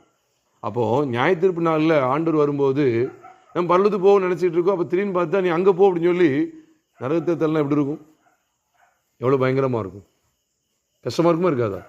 கஷ்டம்னா கஷ்டம், தாங்கணும்னா கஷ்டம். வாழ்க்கையில் காய்ச்சலை கூட சகிச்சிடலாம். அப்போ அந்த நாளில் நம்மளை புறம்பாக்கிட்டாருன்னா, புறம்பான இருளை தள்ளி போட்டாருன்னு என்ன ஆகும்? சந்தோஷப்படுவோமா? அது எவ்வளோ பயங்கர வேதனை. இன்னைக்கு இது தெரியாமல் நம்ம இருக்கிறோம் பிரியமான. அதனால தான் அங்கே பாருங்க, நான் மரண நித்திரை அடையக்கூடாது. அதுக்கப்புறம் 4ஆம் வசனத்தில் சொல்றாரு, அவனை மேற்கொண்டேன் என்று என் பகனும் சொல்லக்கூடாது. நான் தள்ளாடுகிறதுனால என் சத்துருக்கள் தள்ளிவிடாதபடிக்கு இப்படி செய்தரலும். எதுக்கு இப்படி செய்தரலும் கேட்கிறாரு? எதுக்கு இப்படி செய்தரலும்? என் கண்களை தெளிவாக்கும் சொல்றாரு. இந்த விதைக்கிறவனை பற்றி ஓமை மூலமா கண்கள் ஏன் தெளிவாகணும்னு சொல்லி ஆண்டு சொல்லி கொடுக்கிறாரு. அது செத்து பலனை கொண்டு வருது. மரணத்தின் சாயல் உயிர்த்தெழுதலின் சாயல். அப்ப ஏன் இதை செய்யணும்னு சொல்றாரு? இதுக்காக நீங்க இப்படி செய்தரலும் ஏன் கேட்காரு? பகைனன் என்ன மேற்கொண்டான்னு சொல்லிடக்கூடாது. இன்னைக்கு இயேசு மரித்தாரம் சொல்றோம், வாழ்க்கையில் அனுபவிக்கிறோமா? நானும் அவரோடு கூட மரித்து விட்டேன்னு சொல்லி ரோமர் 6:6 சொல்லுது. இல்லைன்னா பகைனன் மேற்கொண்டுருவானே. பகைனை எப்படி மேற்கொள்வான்? சாத்தான் எப்படி மேற்கொள்வான்னு சொல்லுங்க. நம்மளை வேத வசனத்தை வாசிக்க வச்சு நம்மளை மேற்கொள்வானா? இல்லை சினிமா பார்க்க வச்சு நம்மளை மேற்கொள்வானா? சினிமா பார்க்க வச்சு மேற்கொள்வான். நம்மளை நல்ல வார்த்தைகளை பேச வச்சு நம்மளை மேற்கொள்வானா? இல்லை கெட்ட வார்த்தைகளை பேச வச்சு நம்மளை மேற்கொள்வானா? அப்போ நான் என்ன நினைக்க வேண்டியது இருக்கு? ஐயோ, என்னை பாழாக்கக்கூடிய சினிமா, இந்த கெட்ட வார்த்தைகள், பொய், பொறாமை எல்லாம் கிறிஸ்துவோடு கூட மரித்து விட்டது. அதுல தானே என் கண்கள் தெளிவாகிறது. இதுக்காக தான் அவர் அடுத்து சொல்றாரு, நான் வேற எது மேல் நம்பிக்கையா இல்லை, உங்களுடைய கிருபையின் மேல் நம்பிக்கையா இருக்கிறேன். இந்த கிருபை யார் தெரியுமா? கர்த்தராகிய இயேசு கிறிஸ்து. கிருபை, அந்த வார்த்தை மாம்சமாகி கிருபையினாலும் சத்தியத்தினாலும் நிறைந்தவராய் நமக்குள் என்ன செய்தார்? வாசம் பண்ணினார். கிருபையும் சத்தியமும் இயேசு கிறிஸ்துவின் மூலமாய் உண்டாயின என்று சொல்லியும் அதே யோவான் 1வது அதிகாரம் 17வது வசனத்தில் வாசிக்கிறோம். கிருபை கர்த்தராகிய இயேசு கிறிஸ்து. அதனாலதான் அவர் சொல்றாரு, நான் உம்முடைய கிருபையின் மேல் நம்பிக்கையா இருக்கிறேன். அதுக்கப்புறம் சொல்றாரு, உம்முடைய ரட்சிப்பினால் என் இருதயம் களி கூறும். கிருபையை நீங்க நம்புனீங்கன்னா கட்டாயமா நம்ம எதுல களி கூர்ந்துருவோம்? சத்தமா சொல்லுங்க, ரட்சிப்புல களி கூர்ந்துருவோம். 100% உண்மை. நீங்க கிருபையை பற்றி கொண்டு பாருங்களேன். நம்முடைய இந்த விசுவாசம் கிருபையை சாரும்போது ரட்சிப்பு உண்டாகுது. கிருபையினாலே விசுவாசத்தை கொண்டு ரட்சிக்கப்பட்டீர்கள். இது உங்களால் உண்டானதில்லை, இது தேவனுடைய ஈவு. ஏதோ பாவங்கள் மன்னிக்கப்பட்டதை மட்டும் நான் பேசல. நம்முடைய ஒட்டுமொத்த பழைய வாழ்க்கை, மரண நித்திரை அடைய செய்யக்கூடிய சகலமும் அவரோடு கூட மாண்டு விட்டது. அது மரித்து, பாவ சாயல் மரித்து, மரண நித்திரை எல்லாம் மூடி பாருங்க. கிறிஸ்து 3ஆம் நாள் உயிரோடு எழும்புறார். பார்த்தீங்களா? இங்கதான் என் கண்கள் தெளிவாகுது. அதுதான் பைபிள்ல இயேசு கிறிஸ்து அதுதான் காமிக்கிறார். அதுல நிலை கொண்டிருக்கிற வாழ்க்கையை பத்தி பேசுறாரு. ஏதோ விதைக்கப்படுற அனுபவத்தை மட்டும் பேசல. அது விதைக்கப்பட்டு அது உள்ள போய் செத்து வெளியில பலன் என்ன செய்யணும்? கொண்டு வரணும். கிறிஸ்து மரித்து 3ஆம் நாள் என்ன செஞ்சார்? அடக்கம் பண்ணப்பட்டு 3ஆம் நாள் என்ன செஞ்சார்? சத்தமா சொல்லுங்க, உயிர் தெழுந்தார். அந்த சாயல் எனக்குள்ள இருக்குதா? அதுக்காக தான் பேசிட்டு வர்றாரு. நான் மரண நித்திரை அடையாதபடிக்கு என் கண்களை தெளிவாக்கும், என் கண்களை தெளிவாக்கும். ஏன்? அதுக்கு மேல நீங்க பாருங்க, நான் எது வரைக்கும் அவர் மறைஞ்சிருப்பார். ஒரு காலகட்டத்தில் நம்ம ஏதோ எத்தனையோ நாட்கள் நம்ம இதை கண்டடையாமல் வாழ்ந்துட்டு இருந்திருக்கலாம். ஆனால் இன்னைக்கு ஆண்டவரை நோக்கி பாருங்க. எதுக்கு தெரியுமா? 2ஆம் வசனத்தின் பின்பகுதியில் சொல்றாரு, எதுவரைக்கும் என் சத்துரு என்மேல் தன்னை உயர்த்துவான். இது வரைக்கும் தான், கண்கள் தெளிவாகிற வரைக்கும் தான். எது வரைக்கும்? நம்ம கண்கள் தெளிவாகிற வரைக்கும். மரண நித்திரைக்கு நாம் விளக்கப்பட்டு நம்முடைய கண்கள் தெளிவாகுது பார்த்தீங்களா? சொல்லு, புரியுதா? மரண நித்திரைக்கு விளக்கு வைக்கப்படும், அது வரைக்கும் சத்துரு தன்னை உயர்த்திக்கிட்டே தான் இருப்பான். இவன் ஏன் ஆளு, இதை நான் எப்படி நான் தூக்கிடுவேன், தன்னை உயர்த்திக்கிட்டே தான் இருப்பான். நம்ம இப்போ நினைச்சுவோம் நம்ம டம்மியாக தான் இருக்கணும். சத்துரு தான் அழகா சொல்றாரு, எது வரைக்கும் என் சத்துரு என்மேல் தன்னை உயர்த்துவான். ஆமா, அவன் தான் உயர்த்திட்டு இருப்பான். கட்டாயமா என்னது? பாவத்தின் சம்பளம் என்னது? பாவத்தின் சம்பளம் மரணம். அதனாலதான் மரண நித்திரையை குறித்து பேசல, சாதாரணமா பேசல. சத்துரு என்ன செய்யறான்? மேலோங்கி நிற்கிறான். பிரியமானவர்களே, சத்துரு என்மேல் தன்னை உயர்த்தி விடக்கூடாது. அப்படி உயர்த்துற இடத்துக்கு நான் போயிடக்கூடாது. அதுக்காக தான் அவர் கெஞ்சுறார், தேவன்கிட்ட கெஞ்சுறாரு. நான் மரண நித்திரை அடையாதபடிக்கு என் கண்களை தெளிவாக்கும், என் கண்களை தெளிவாக்கும். கண்களை தெளிவாக்குறதுக்கு தான் விதைக்கிறவனை பத்தி ஓமை சொல்றாரு. மரண நித்திரை நீங்கிறதும் கண்கள் தெளிவாகணும். மரண நித்திரை நீங்கணும்னா கண்கள் தெளிவாகணும். அங்கே அதான் சொல்லிக் கொடுக்கிறார். மத்திய 13வது அதிகாரத்தை அதான் சொல்றாரு. அங்கே கண்கள் தெளிவாகணும்னா, மரண நித்திரை நீங்கும்படிக்கு கண்கள் தெளிவாகணும்னா, கிறிஸ்து மரித்து உயிர் தெழுந்ததுக்கு அடையாளம். அந்த வசனம் உள்ள போய் விதை எப்படி செத்து, அதே போல கிறிஸ்து மாம்சமாகி நம்முடைய பாவங்களுக்காக செத்து, இனி நான் அல்ல கிறிஸ்துவே எனக்குள் பிழைத்திருக்கிறேன்னு சொல்லி அவர் 3ஆம் நாளில் உயிரோடு எழுந்தார். அது இன்னைக்கு வளர்ந்து பெறுகிறதா? அந்த சாயல் வளர்ச்சி அடைகிறதா? ஆராய்ந்து பாருங்க. சும்மா வெறுமனைய விதைங்கிறத சாதாரணமா நினைச்சிடாங்க. விதை மண்ணுக்குள்ள போய் செத்தாதான் என்ன செய்யும்? மேல என்ன செய்யும்? சத்தமா சொல்லுங்க. மேல என்ன செய்யும்? பலனை கொண்டு வரும். விதை கீழே மண்ணுக்குள்ள போய் செத்தாதான் மேல என்ன செய்யும்? பலன். கிறிஸ்து மரித்து தான் என்ன செஞ்சாரு? உயிர் தெழுந்தார். அப்ப கிறிஸ்துவோடு கூட நாமும் பாவத்துக்கு என்ன செஞ்சிட்டோம்? சத்தமா சொல்லுங்க.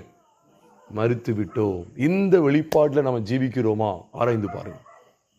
அதனாலதான் அவர் சொல்லிட்டார், உம்முடைய கிருபையின் மேல் நம்பிக்கையா இருக்கிறேன், உம்முடைய இரட்சிப்பினால் என் இருதயம் என்ன செய்யும்? களி கூறும். கர்த்தர் எனக்கு நன்மை செய்தபடியால் அவரை பாடுவேன். ஏதோ ஒரு 6 வசனத்துக்குள்ள அவ்வளோ அழகா இருக்குன்னு பார்க்குறோம். இந்த 6 வசனத்துக்குள்ள இந்த 6 அறிவுள்ள மனுஷனுக்கு, 6 அடி குழிக்குள்ள போகக்கூடிய மனுஷனுக்கு தெள்ள தெளிவான வேத சத்தியங்கள் எல்லாம் காண்பிக்கப்பட்டது. இது 100க்கு 100 உண்மை பிரியமானவர்களே. இது 100க்கு 100 உண்மை. இதன் தாராளமா நீங்க படிச்சு பாருங்க. எது வரைக்கும் என்னை மறந்திருப்பீர். ஆமா, நம்ம தேவனற்ற ஒரு வாழ்க்கை தான் வாழ்ந்து வந்தோம். எத்தனையோ காலமா தேவனற்ற வாழ்க்கை வாழ்ந்து வந்தோம். இருதயத்தில் ஆத்மாவில் நித்தம் சஞ்சலத்தோடு வாழ்ந்து வந்தோம். பாவிகள் என்கிற பட்டத்தோடு கூட. இன்னைக்கு ஏதோ நான் சர்ச்சுக்கு போயிட்டேன், ஏதோ அங்க ஆராதனை கலந்துக்கிட்டேன், ஏதோ எனக்கு இந்த சுருக்கு ஜெபங்கள் தெரியும், நான் அந்த ஜெபம் தெரியும், இந்த ஜெபம் தெரியும் அப்படிங்கிறதுனால இல்ல. என்னுடைய வாழ்க்கை இப்படிப்பட்ட அனுபவத்தில் இருக்கிறதா? விதைக்கிறவனை பற்றி ஓமை எதுக்காக சொல்லுங்க, கரெக்டா சொல்லுங்க. விதைக்கிறவனை பற்றி ஓமை எதுக்காக சொல்றாரு? ஏசாயா புஸ்தகத்தில் ஏதோ போட்டிருக்க, எதுக்காக சொல்றாரு? கண்கள் தெளிவடையணும். அப்ப அந்த விதைக்கிறது இடத்துல என்ன இருக்கு? மரணத்தின் சாயல், உயிர்த்தெழுதலின் சாயல் மடிந்து ஒன்று வெளிப்படுது. அப்ப குமாரன் நமக்காக, நம்முடைய பாவங்களுக்காக மரித்து, அப்ப அவருடைய மரணத்தின் சாயல நான் இணைக்கப்பட்டிருக்கிறேனா? ரோமர் 6வது அதிகாரம் 5ஆம் வசனம் சொல்லுகிறது, அவருடைய மரணத்தின் சாயலில் இணைக்கப்பட்டோமானால் அவருடைய உயிர்த்தெழுதலின் சாயலில் இணைக்கப்பட்டிருப்போம். அதைத்தான் அங்க பேசுறார். விதைக்கணும் பற்றியோமா, அதுதான் வெளிப்பாடு. அது விதைச்ச உடனே டக்குன்னு வளர்ந்துருதா? நம்ம சும்மா அப்படி சொல்லக்கூடாது. அப்படிதான் அது போய் செத்து கோதுமை மணியானது நிலத்தில் விழுந்து சாகாவிட்டால் எப்படி இருக்கும்? நம்ம தனித்து அப்படி இருந்துட வேண்டாம். அது செத்தது ஆகில் பலனை கொடுக்கும். பலன் உள்ள கிறிஸ்தவங்களா வாழ்வோம். நீ சும்மா கடமைக்கு சர்ச்சுக்கு போன, கடமைக்கு பாட்டு பாடின, கடமைக்கு ஒரு அதிகாரம் வாசித்தேன், கடமைக்கு ஒரு 10 நிமிஷம் ஜோம் பண்ணேன், கடமைக்கு அங்க ஊழியத்துக்கு போனேன், கடமைக்கு அங்க கேரல் ரவுண்டுக்கு போனேன், கடமைக்கு கேரல் சர்வீஸ்ல உட்காந்து ஏதோ 2 பாட்டை பாடினேன், ஒரு கூட்டமா உட்காந்து பாட்டு பாடுன்னு சொல்லி கடமைக்காக இருந்து விட வேண்டாம். நான் கிறிஸ்துவோடு கூட சிலுவையில் அறையப்பட்டு விட்டேன். அதோட அர்த்தம் என்ன? நான் கிறிஸ்துவோடு கூட மரித்து விட்டேன். I am dead with Christ. I am dead with Christ on the cross. Nevertheless I live, but not I, but Christ liveth in me. கிறிஸ்துவே என்னில் பிழைத்திருக்கிறார். அதுதான் இந்த விதைக்கிறவனை பற்றிய அருமையான உமை, அருமையான வெளிப்பாடு. ஆகையால் விதைக்கிறவனை பற்றிய உமையை கேளுங்கள். ஏசை எப்படி சொல்லியிருக்கிறானே, கண்கள் திறக்கப்படணுமே, கண்களை தெளிவாகணுமே. இந்த ஓமையை குறித்த வெளிப்பாடு இல்லைன்னா மரண நித்திரை அடைஞ்சிருவோமே. சங்கீதக்காரன் தாவீதும் புலம்புறாரு, ஆத்மாவில் இருதயத்திலையும் நித்தம் சஞ்சலத்தையும் வேதனை அனுபவிச்சுக்கிட்டே இருக்கிறாரு. அது மட்டும் இல்ல, எதுவரைக்கும் என் சத்துரு என் மேல் தன்னை உயர்த்துவான். சத்துரு நம்ம மேல தன்னை உயர்த்தணுமா? நீங்க சொல்லுங்க. சத்துரு நம்ம மேல தன்னை உயர்த்தணுமா? சத்துரு நம்ம மேல தன்னை உயர்த்தணுமா? அவன் இல்ல. அப்படிப்பட்ட வாழ்க்கை வாழ்ந்துடாதீங்க. அப்படிப்பட்ட வாழ்க்கை இல்லை. அதனாலதான் அவர் கேட்கிறாரு, நான் மரண நித்திரை அடையாதபடிக்கு. சத்துரு பகைனன், என் பகைனன் என்னை மேற்கொண்டான், நான் அவனை மேற்கொண்டேன் என்று என் பகைனன் சொல்லாதபடிக்கு. நீ பல சூழ்நிலையில் என்ன தெரியுமா பிரியமானவர்களே, சத்துரு தான் இன்னைக்கு அநேக கிறிஸ்தவர்களை ஜெயிக்கிறான். நீ சர்ச்சுக்கு தானே போற, 7:30 மணிக்கு போயிட்டு 7 மணிக்கு போற, 6:45 7க்கு போற, அடுத்து 7:45 நீ வருவில்ல, 8 மணிக்கு நான் நாடகத்தை வச்சு உன்னை தூக்குறேன்னா இல்லையான்னு பாரு. நாடகத்தை உன்னை பார்க்க வச்சு நீ வழக்கமாக நீ போயிட்டே இருமா. ஐயா நீங்கள் வழக்கமாக போயிட்டே இருங்க, சர்ச்சுக்கு தானே போங்க, வந்ததுக்கப்புறம் நாடகத்தை பார்க்க வைப்பேன், அப்புறம் அங்கங்கே கலைஞரை பார்க்க வைப்பேன், அப்புறம் ஃபோனில் தேவையில்லாதெல்லாம் பார்க்க வைப்பேன். நீங்கள் அது செஞ்சுக்கிட்டே இருங்க, நான் இதை பார்த்துக்கிட்டே இருக்கேன். சர்ச்சுக்கு போகிறவங்க போங்க, சர்ச்சுக்கு போங்க, மகிழ்வோம் மகிழ்வோம் பாட்டு பாடுங்க, எல்லாம் செய்யுங்க. ஆனால் கூட பிறந்த சகோதரன்ட்ட 10 வருஷம் ஆனாலும் 15 வருஷம் ஆனாலும் பேசக்கூடாது. அவன் சத்துரு நம்மளை மேற்கொள்ள தானே செய்யறான். அதுதான் அவர் கேட்கிறாரு, மரண நித்திரை அடைஞ்சிடக்கூடாது. அப்ப நான் 10 வருஷம் 15 வருஷம் கூட பிறந்த சகோதரன் பேசாம கசப்பு வச்சிருந்தா நான் மரண நித்திரை அடைவேனா இல்லை நித்திய ஜீவன் அடைவேனா? சொல்லுங்க. மரணத்தை தான் அடைய முடியும், மரணத்தை தான் அடையணும். அதுதான் சொல்றாரு, சத்துரு உயர்த்தினான். இப்ப அதுக்கு தான் அவர் கேட்கிறார், என் கண்களை தெளிவாக்கும், நான் மரண நித்திரை அடையாதபடிக்கு. ஐயோ, ஒரு பெருங்கூட்டம் பாவத்தில் மரண நித்திரை அடைகிறது. நான் மரண நித்திரை அடையாதபடிக்கு என் கண்கள் என்ன செய்யும்? தெளிவாகும். அதுக்காக தான் சொல்றாரு, உம்முடைய கிருபையின் மேல் நம்பிக்கையா இருக்கிறேன், உம்முடைய ரட்சிப்பினால் என் இருதயம் களிகூரும். அந்த கிருபை மூலமாக எனக்கு ரட்சிப்பு. அந்த கிருபை எப்படி வெளிப்பட்டது? நாம் பாவிகளாய் இருக்கையில் கிறிஸ்து நமக்காக மரித்ததினாலே தேவன் நம்மேல் வைத்த தமது அன்பை விளங்க பண்ணுகிறார். கண்கள் தெளிவாயிட்டுன்னா மரண நித்திரைக்கு நம்ம விளக்கப்பட்டுருவோம். மரண நித்திரை அடையக்கூடாதுன்னா எது தெளிவாகணும்? சத்தமா சொல்லுங்க. கண்கள் தெளிவாகணும். அப்ப கண்கள் தெளிவானா நமக்கு என்ன ஓமை சொல்லப்பட்டிருக்கு? சத்தமா சொல்லுங்க. யாரை பற்றிய ஓமை? சத்தமா சொல்லுங்க. விதைக்கிறவனை பற்றிய ஓமை. அந்த விதைக்கிறவனை ஓமையை கொரிந்து சபைக்கும் காமிக்கும் போது, புத்தியினே, நீ விதைத்த விதை செத்தாலுடைய உயிர்ப்பிக்க மாட்டாதே. எதுக்காக விதைக்கிறத குறித்தும் வெளியே வரக்கூடிய மேனியை குறித்தும் ஏன் பேசுறாரு? மரித்தோர் எழுந்திருப்பார்கள். அப்ப கிறிஸ்துவோடு கூட நாமும் மரித்தோம். பைபிள்ல இருக்கா இல்லையாங்க? இருக்கு. ரோமர், நீங்க நல்ல வீட்டுல போய் வாசிச்சு பாருங்க. ரோமர் 6வது அதிகாரம் 3ஆம் வசனத்துல, 3ஆம் வசனம் மட்டும் இல்ல, முதல் 3 வசனங்கள்ல அவரோடு கூட மரித்த நாம் அதுல எப்படி பிழைப்போம் கேட்கிறாரு. பாவத்துக்கு மரித்த நாம் அதுல எப்படி பிழைப்போம் கேட்காரு. அப்படி சொல்லிட்டு 3ஆம் வசனத்துல சொல்லி கொடுப்பாரு. ரொம்ப அழகா இருக்கும். நீங்க 3ஆம் வசனத்தை பாருங்க, நல்லா பாருங்க. 3, 4, 5 ரோமர் 6வது அதிகாரம் 3ஆம் வசனத்துல பாருங்க. நாம் அவருக்குள்ளாக அவருடனே கூட மரணத்துக்குள்ளாக்கும் ஞானஸ்தானத்திலே நாம் அவரோடு கூட மரித்தோம் என்பதை நம்ம அறியவில்லையான்னு கேட்கிறார். அப்போ ரோமர் 6வது அதிகாரம் 3ஆம் வசனத்துல கிறிஸ்துவுடனே கூட மரித்தோம் சொல்றார். ரோமர் 6வது அதிகாரம் 4ஆம் வசனத்துல அவரோடு கூட அடக்கம் பண்ணப்பட்டோம் சொல்றாரா இல்லையா?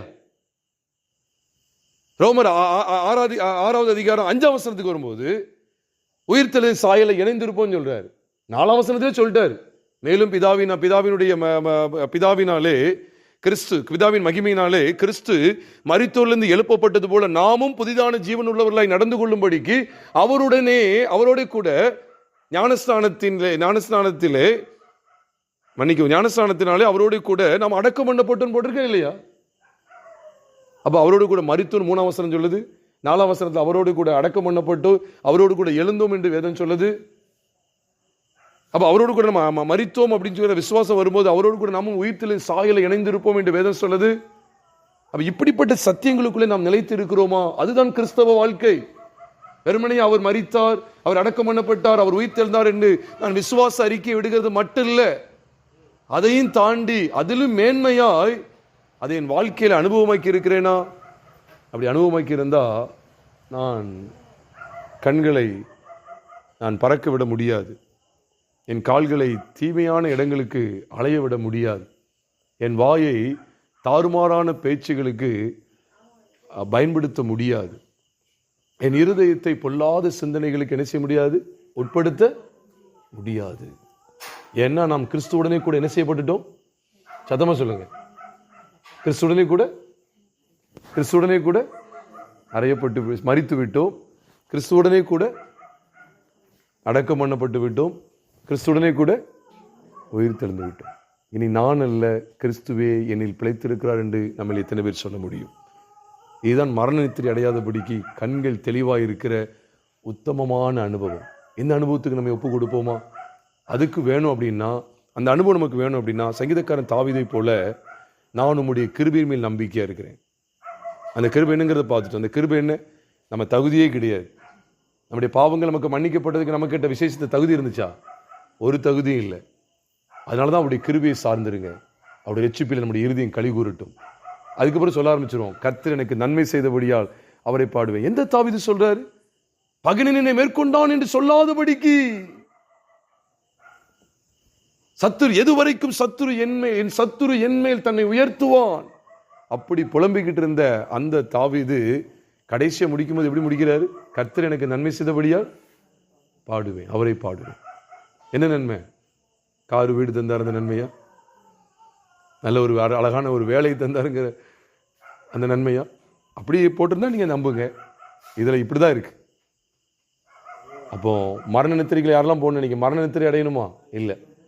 நீங்கள் நானும் பாவத்தின் சம்பளமாகிய மரணத்துக்குள்ளே போய்விடக்கூடாது என்பதற்காக கிறிஸ்து நமக்காக நித்திய மீட்பை உண்டு பண்ணினார். பிரியமானவர்களே, இருக்கிற இடத்துல நாம் தலைகளை தாழ்த்தி நாம் ஜெபித்து நாம் நிறைவு செய்வோம்.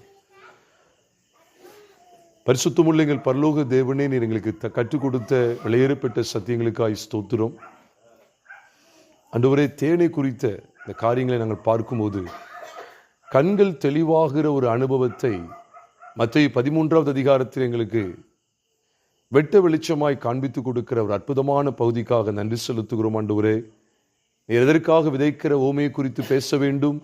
விதைக்கப்படுகிற விதை அது உள்ளே செத்து மேலே பலன் கொடுக்கிற, உள்ளே போகும்போது ஒரு சாயலிலே போய் வெளியே வரும்போது வேறு சாயலிலே வருகிறதை நீர் எதற்காக எங்களுக்கு காண்பித்து கொடுக்க வேண்டும்? அது 30, 60, 100 பலன் கொடுக்கிற சாயலை நீர் எதற்காக காண்பித்து கொடுக்க வேண்டும்? ஏனென்றால் ஏசாயா தீர்க்கதரிசன புஸ்தகத்திலே ஏசாயாவின் நாட்களிலே இருந்தது போல அந்த நாட்களிலும் ஜனங்கள் சீர்கெட்டவர்களாய் கண்கள் தெளிவில்லாதவர்களாய் இருந்தார்களே. தகப்பனே, இன்றைக்கும் நாங்கள் மரண நித்திரை அடையாதபடிக்கு இப்படிப்பட்ட சத்தியத்தை அறிந்து கிறிஸ்து எங்களுக்காக மரித்து அடக்கம் பண்ணப்பட்டு 3ஆம் நாள் உயிரோடு எழுந்தார். நாங்களும் கிறிஸ்துவோடு கூட மரித்து அடக்கம் பண்ணப்பட்டு அவரோடு கூட எழுந்திருக்கிறோம் என்பதையும் ஆண்டவரே, கொலோசியர் 3வது அதிகாரம் 1ஆம் வசனத்திலே நீங்கள் கிறிஸ்துடனே கூட எழுந்ததுண்டானால் என்று எழுதுகிறார். எபேசியர் 2வது அதிகாரம் 7ஆம் வசனத்திலே அவரை கிறிஸ்துவுடனே கூட நம்மையும் அவரோடு கூட எழுப்பி உன்னதங்களில் அவரோடு கூட உட்காரம் செய்தார் என்று சொல்லப்படுகிற ஜீவனுள்ள வார்த்தைகளுக்காய் ஸ்தோத்திரம். ஆண்டவரே, நாங்களும் மரண நித்திரைக்குள்ளாகாதபடிக்கு, மரண நித்திரை அடையாதபடிக்கு எங்கள் கண்கள் தெளிவாகணும். ஆண்டவரே, ஏசியா நாட்களிலே மரண நித்திரைக்குள்ளாக ஜனங்கள் இருந்தார்கள். கண்கள் தெளிவில்லாமல் இருந்தார்கள். ஐயோ, பரிதாபமான நிலைமையில் இருந்தார்கள். அந்த நிலைமையிலே நாங்கள் இருந்து விடக்கூடாது. எங்கள் கண்கள் தெளிவாகும்படிக்கு கர்த்தர்களுக்கு கொடுத்த நன்மையான போதனைக்காய் ஸ்தோத்திரம். தகப்பனே, விதைக்கிறவனை பற்றிய காரியங்களை வெளிப்படுத்தி தந்ததற்காய் ஸ்தோத்திரம். தகப்பனே, நாங்கள் இந்த சத்தியங்களில் உறுதியாய் நிலைத்திருக்க கிருபை தாங்க. ஆண்டவர் வேத வசனம் என்று சொல்லப்படுகிற விதையானது எங்களுக்குள்ள எவ்விதமாய் ஆண்டவரே தேவ வார்த்தையாகிய நீர் எங்களுக்காக மாம்சமாகி எங்களுடைய ஒட்டுமொத்த பாவங்களுக்காக இரத்தத்தை சிந்தி ஜீவனை கொடுத்து அடக்கம் பண்ணப்பட்டு 3ஆம் நாள் எழுந்ததிலே நாங்களும் பங்கடைகிறோம் என்கிற வெளிச்சத்தை ரோமருக்கு எழுதப்பட்ட நிருபம் 6வது அதிகாரம் 3, 4, 5 ஆகிய வசனங்களிலே 3, 4, 5, 6, 7 ஆகிய வசனங்களில் எல்லாம் நீர் வெளிப்படுத்தி இருக்கிறீரே. அதை தொடர்ந்துள்ள வசனங்களில் வெளிப்படுத்தி காண்பிக்கிறீரே. நாங்கள் உம்மை ஸ்தோத்திரிக்கிறோம். ஆண்டவரே, ஏதோ ஏனோதான் சொல்லி வாழ்ந்து விடாமல் ஆண்டவரே, நாங்கள் உம்மோடு கூட பாவத்துக்கு மரித்து விட்டோம் என்பதை உணர்ந்து உம்முடைய மரணத்தை பற்றுகிற விசுவாசத்தினாலே என்னுடைய பழைய மனுஷன் உம்மோடு கூட மரித்து விட்டான் என்கிற சத்தியத்தை உணர்ந்து, ஆண்டவரே நீர் உயிர் தெழுந்ததிலே நாங்களும் உம்மோடு கூட எழுந்து விட்டோம் என்று வேதம் சொல்லுகிறது. ஆண்டவரே, நாங்கள் இனி பாவிகள் அல்ல, நீதிமான்கள் என்கிற சிறந்த அந்தஸ்திலே வாழ இனி பிழைத்திருக்கிறது நான் அல்ல, ஆதாம் அல்ல, ஜென்ம சுபாவமான பழைய மனுஷன் அல்ல, மாம்சத்துக்குரிய புறம்பான மனுஷன் அல்ல, கிறிஸ்துவே எங்களில் பிழைத்திருக்கிறார் என்பதை உம்முடைய உயிர்த்தெழுதலை பற்றிய சத்தியத்திலே நாங்கள் கண்டடைந்து ஆண்டவர் இவ்விதமாய் வாழ்ந்திட எங்கள் ஒவ்வொருவருக்கும் உதவி செய்யுங்க. ஆண்டவரே, அந்த யாவரையும் கர்த்தர் ஆசீர்வதிங்க, கர்த்தர் வழி நடத்துங்க. ஆண்டவரே, உம்முடைய விலையேற பெற்ற கரத்துக்குள்ளாக ஒப்பு கொடுக்கிறோம். எங்கள் கர்த்தராகிய இயேசு கிறிஸ்துவின் நாமத்தில் ஜெபிக்கிறோம் நல்ல பிதாவே.